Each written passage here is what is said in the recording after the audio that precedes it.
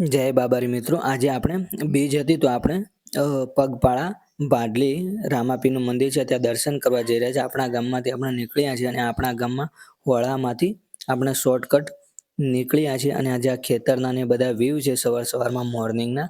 અને અહીંયાથી આપણે જ્યાં જ્યાં ભાઈને કંઈક ખેતી પણ કરેલી છે બહુ સારી, ત્યાંથી આપણે અહીંયાથી ગોળભી છે ત્યાંથી ભાદરા આપણે નીકળ્યા, ત્યાં તો બહાર અહીંયાથી નીકળીશું અને હવે આપણે અહીંયા સામે રોડ મળી ગયો છે તો રોડ ઉપર જતા રહીશું.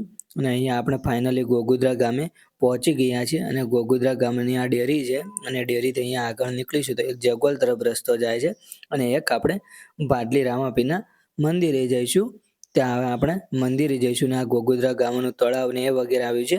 અને અહીંયા ઉનાળો તો હવે ચાલુ થાય છે પણ તળાવની અંદર પાણી બિલકુલ ઓછું પડવા લાગ્યું છે કેમ કે ઉનાળો છે તો પાણીની બહુ અછત છે. અને અહીંયા આપણે વચ્ચે રોડ કામ કરતા ભાઈઓ પણ મળ્યા હતા તો આ રોડ કામમાં થોડું કામ કરી રહ્યા છે અને આપણે ફાઇનલી ભાડલી પહોંચી ગયા છીએ અને આ ભાડલીનું સાઈડમાં બાજુમાં તળાવ આવેલું છે અને અહીંયા આપણે ભાડલી ગામમાં ફાઇનલી પહોંચી ગયા છે. હવે આપણે રોમાપીરના બહુ ટૂંક જ સમયમાં દર્શન કરીશું અને આ ભાડલી ગામ છે. અને જો તમે પણ અહીંયા ભાડલી રોમાપીરના મંદિરે આવ્યા હોય તો કોમેન્ટ કરજો મિત્રો. અને આપણે આ ભાડલી મંદિરે ગેટ પર આવી ગયા છે અને બહુ ભાવિ ભક્તો અહીંયા ચાલતા આવે છે દશમના અને બીજના ને. અને આ ભાડલી રામાપીરનું મંદિર છે,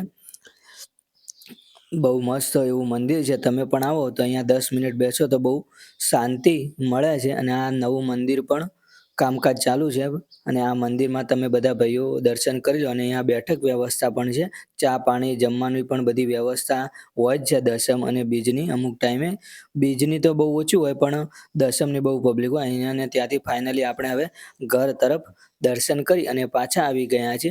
અને ઘેર આવ્યા પછી આપણે ગાય ભેંસ માટે દોણ આવ્યું હતું ડેરીમાં તો લેવા માટે પહોંચી ગયા છે અને આપણે દોણ લઈ અને આપણે રિટર્ન ખેતરમાં પણ નીકળી ગયા છે. અને